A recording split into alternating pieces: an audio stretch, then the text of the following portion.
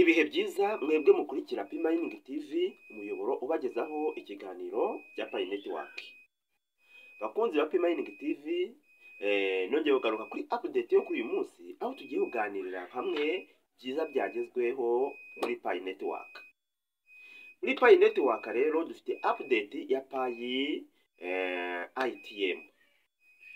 SP ITM izanye iki, iravuga iki? Mbere yuko twinjira mu kiganiro ndagira ngo mbanze mbasobanurire neza PITM icyo ari cyo ndetse n'uburyo ki igiye kuzajya ikora muri Pi Network.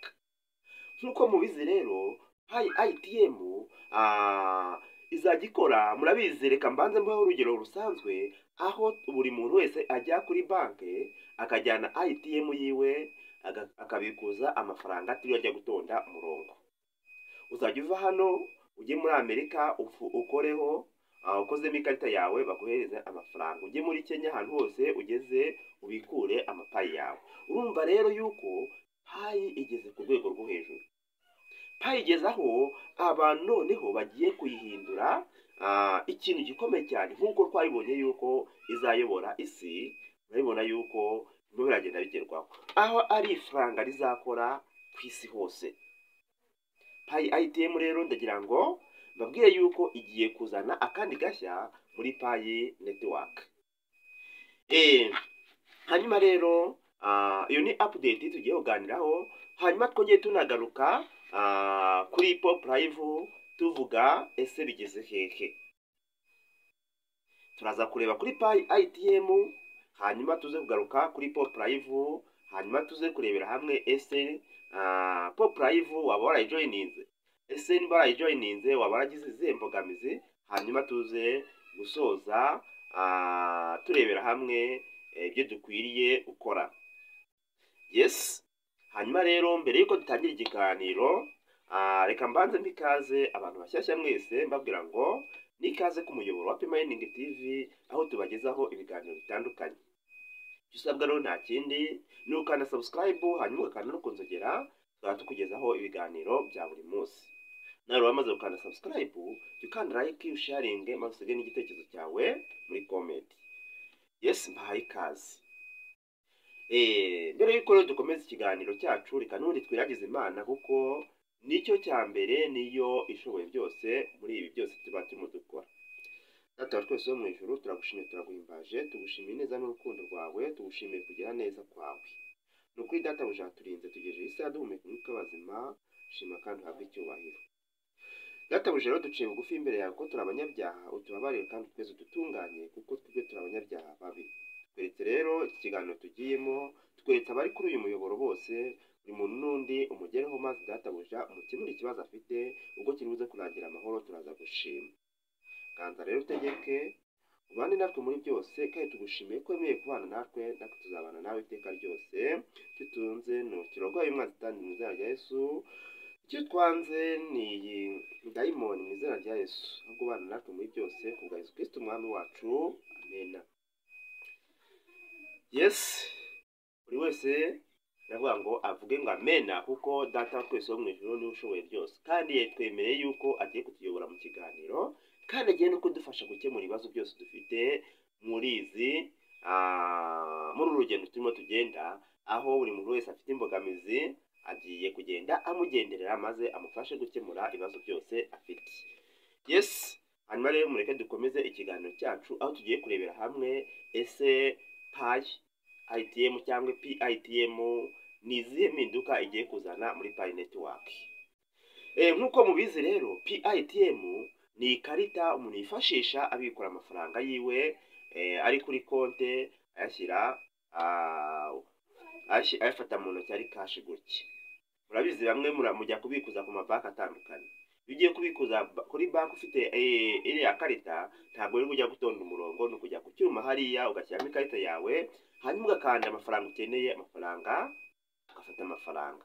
Muri Pi rero ndagira ngo mbabwire ko iyo ntambwe nayo yagezweho. Byiza cyane rero, birimo birerekana yuko Pi ni rya faranga nk'uko twabitekereje cyangwa uko twakomeje tugenda tubibwirwa, ni ya mafaranga noneho agiye kuyobora ahantu hose.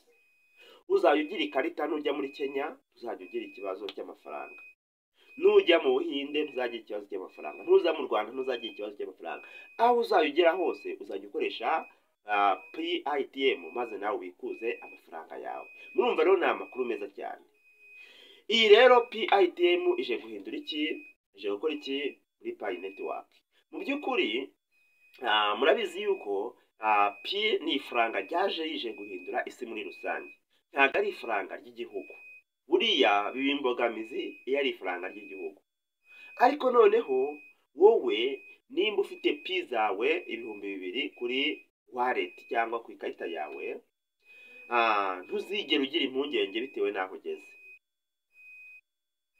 Wapi amabanki yose azaba arimo akorana na Pi Network, aho uzaba ugera kuri banki runaka ugahita ukoresha ITM amafaranga akaza.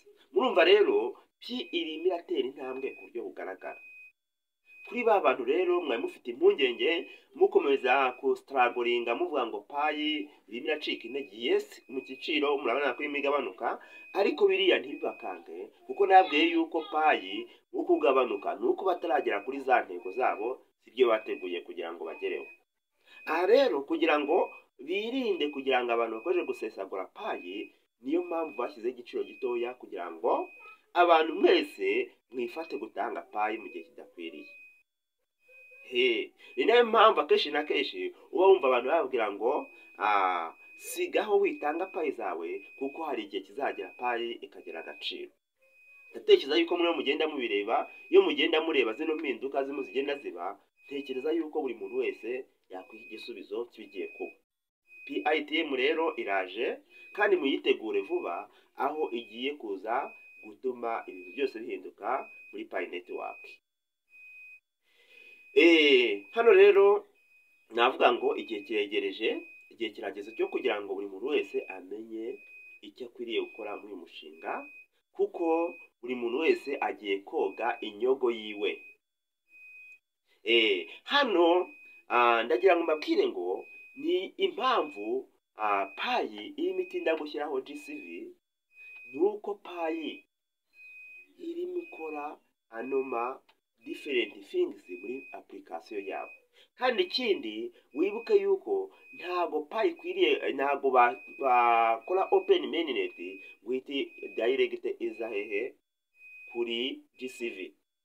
Hano hazabanza habeho zira za staking nk'uko andi nkandi coin yagiye abikora, izindi mining buriya ziriya za Bitcoin kugira ngo zigere hariya habayeho staking, habaho gufata amapayi bakayakora ku ma wallet bashyira ku ma exchange, gutyo buriya namara kubona amaze kugenda cyendera nta bantu benshi cyane bagikora exchange, nibwo Pi noneho izatangira kugira gute kugenda izamuka.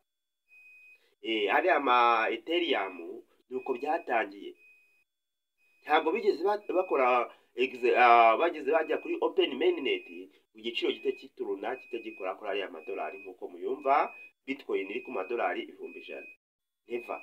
Nabwiye uko Pi Network yarocinze igiciro iriho, Ethereum igiciro ari iriho, Pi Network igiciro ari iriho. Mu mining yatandukanye yarocinze afite igiciro kinini ni Pi Network. Ni nayo mpamvu akanya Pi Network nta coin n'imwe yaza ngipfundura agashumi ka Pi Network. Niyo mpamvu rero buriya mwigira impungenge kuko Pi ibirimo. Harimo barakora ama staking, ari ama Pi domain, ari ama website, biriya byose barimo bakora ni uburyo kugira ngo bagure Pi bashe gukora ku buryo bugaragara kandi zabukore mu mirimo itandukanye. Ese ni ihe mining nibura yageze ikoresha website nibura ngo bakire website wishyure iyo coin? Ntayo. Ni ihe mining igeze igashyiraho ama app domain? Ntayo. Aha rero Pi Network irimo irerekana ko hari byinshi cyane irimo ikora kandi by'ingirakamaro hirya no hino.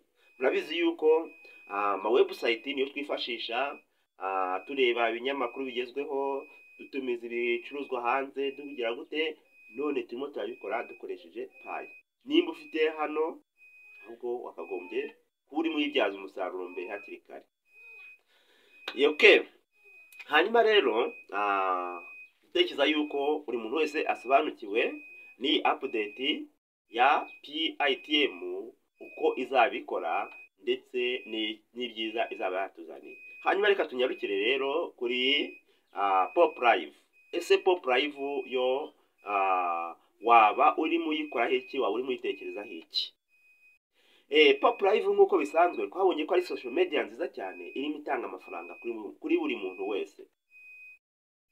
Irimo iratanga amafaranga kuri buri muntu wese, ariko hakabaho be attention, hakabaho kwitonda. Gute rero?